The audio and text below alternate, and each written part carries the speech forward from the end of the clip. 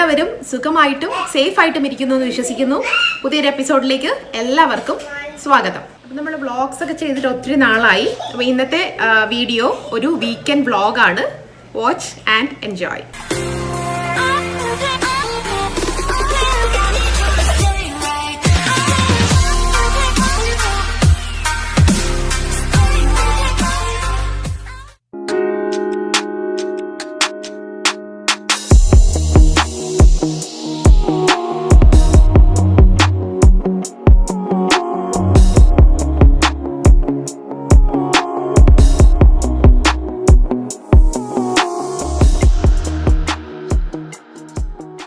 കാനഡയിൽ ഇപ്പോൾ സമ്മറാണ്. അപ്പോൾ അത് കാരണം സൺറൈസ് ഒത്തിരി നേരത്തെയാണ്. 5:30 ഒക്കെ ആകുമ്പോൾ തന്നെ സൺറൈസ് ഉണ്ടാവും. അതുപോലെ തന്നെ സൺ സെറ്റ് ചെയ്യുന്നത് ഒത്തിരി ലേറ്റ് ആയിട്ടാണ്.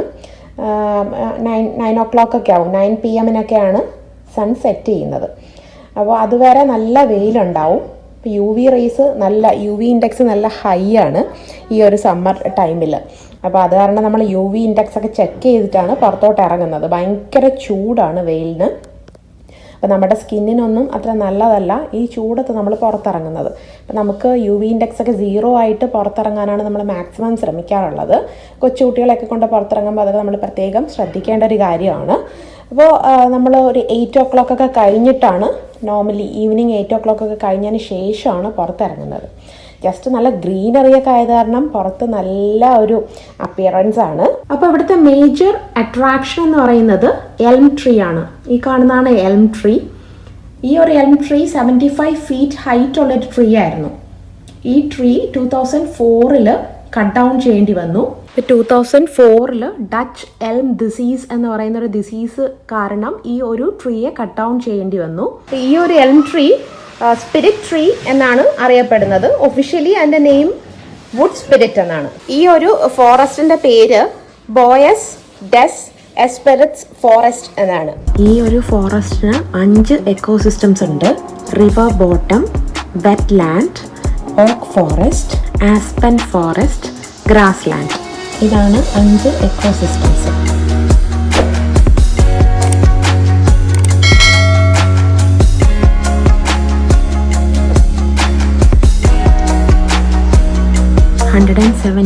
acres ഉള്ള ഒരു അർബൻ ഫോറസ്റ്റ് ആണ്. ഈ വെറ്റ്ലാൻഡ്സും റിവർ ബോട്ടംസും എല്ലാം വൈഡ് വെറൈറ്റി ഓഫ് വെജിറ്റേഷനെയും വൈൽഡ് ലൈഫിനെയൊക്കെ സപ്പോർട്ട് ചെയ്യുന്ന നല്ലൊരു ഹാബിറ്റാറ്റ് ആണ്.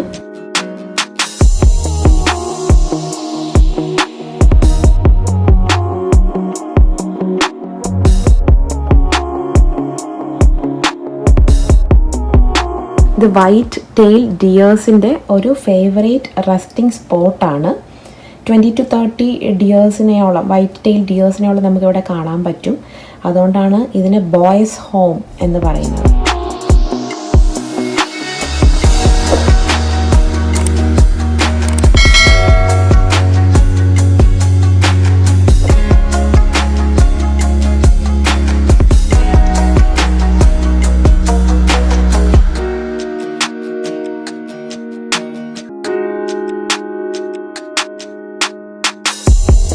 ഇപ്പോൾ 2004 ഡച്ച് എൽം ഡിസീസ് എന്ന് പറയുന്ന ഒരു ഡിസീസ് കാരണം ഈ ഒരു ട്രീയെ കട്ട് ഡൗൺ ചെയ്യേണ്ടി വന്നു.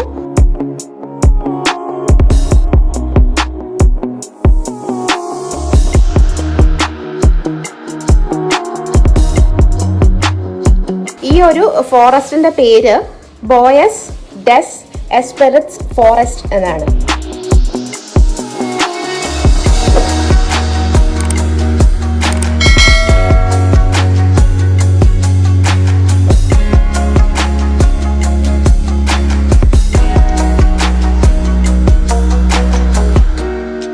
എൽം ട്രീ സ്പിരിറ്റ് ട്രീ എന്നാണ് അറിയപ്പെടുന്നത്. ഒഫീഷ്യലി അതിൻ്റെ നെയിം വുഡ് സ്പിരിറ്റ് എന്നാണ്. അപ്പോൾ ഇവിടുത്തെ മേജർ അട്രാക്ഷൻ എന്ന് പറയുന്നത് എൽം ട്രീ ആണ്. ഈ കാണുന്നതാണ് എൽം ട്രീ. ഈ ഒരു എൽം ട്രീ 75 feet ഹൈറ്റ് ഉള്ളൊരു ട്രീ ആയിരുന്നു. ഈ ട്രീ 2004 കട്ട് ഡൗൺ ചെയ്യേണ്ടി വന്നു.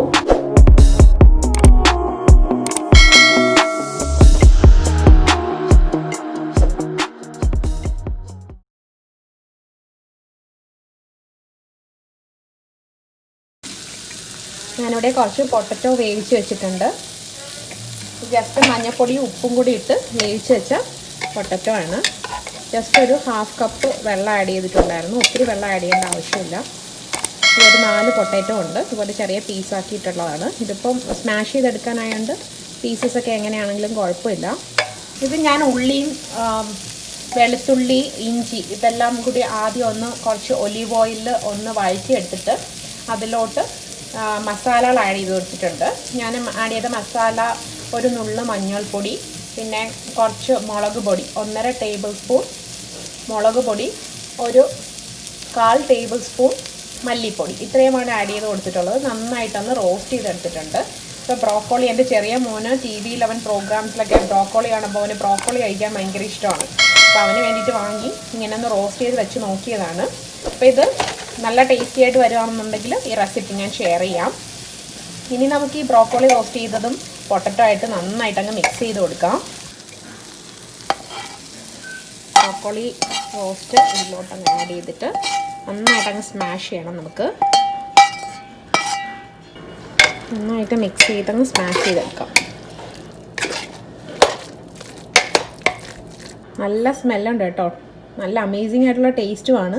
ഇനി ഞാൻ ലാസ്റ്റ് ഇതിലോട്ട് ഒരു ഇൻഗ്രീഡിയൻറ്റ് ആഡ് ചെയ്ത് കൊടുക്കുന്നുണ്ട്, ക്യാപ്സിക്കം. നമ്മുടെ ഗ്രീൻ ക്യാപ്സിക്കമാണ് ഞാനിന്ന് ആഡ് ചെയ്യുന്നത്.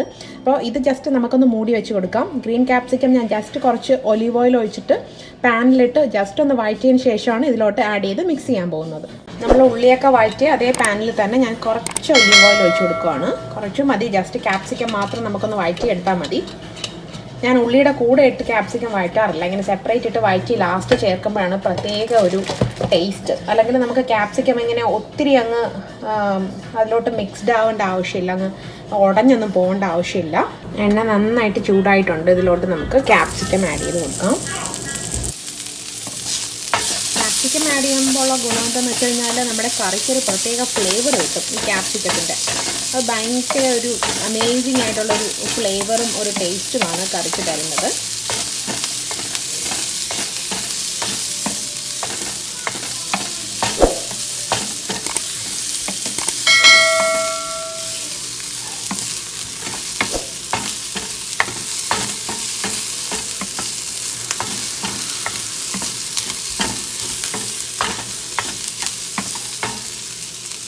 മതി.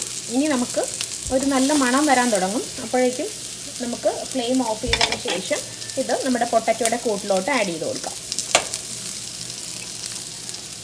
നമുക്ക് ഇത് നന്നായിട്ടങ്ങ് മിക്സ് ചെയ്യാം. അപ്പോൾ തന്നെ നല്ലൊരു മണം വരുന്നുണ്ട് കേട്ടോ. അപ്പോൾ കുട്ടികൾക്ക് നമ്മളിങ്ങനെ എന്തെങ്കിലുമൊക്കെ ടേസ്റ്റി ആയിട്ട് ഡിഫറെൻറ്റ് വെറൈറ്റിയിൽ ഡിഫറെൻറ്റ് ടേസ്റ്റിൽ ഫുഡ് ഉണ്ടാക്കി കൊടുത്താലാണ് അവർക്ക് കഴിക്കാൻ ഇഷ്ടം. ഒരേ ടേസ്റ്റ് തന്നെ കൊടുക്കുമ്പോൾ അവർ കഴിക്കില്ല. അതുകൊണ്ടാണ് ഞാനിങ്ങനെ ഓരോരോ പുതിയ ടേസ്റ്റുകളും കോമ്പിനേഷനും ഒക്കെ ട്രൈ ചെയ്യുന്നത്. ഇതിൻ്റെ ടേസ്റ്റ് ഒന്നും കൂടെ എൻഹാൻസ് ചെയ്യാൻ വേണ്ടിയിട്ട് നമുക്ക് പാനിലിട്ടിട്ട് നന്നായിട്ടൊന്ന് ഫ്രൈ ചെയ്യുന്ന പോലെ ഒന്ന് സ്മാഷ് ചെയ്ത് എടുത്തു കഴിഞ്ഞാൽ കുറച്ചും കൂടെ ടേസ്റ്റ് നല്ല എൻഹാൻസ്ഡ് ആയിട്ട് കിട്ടും.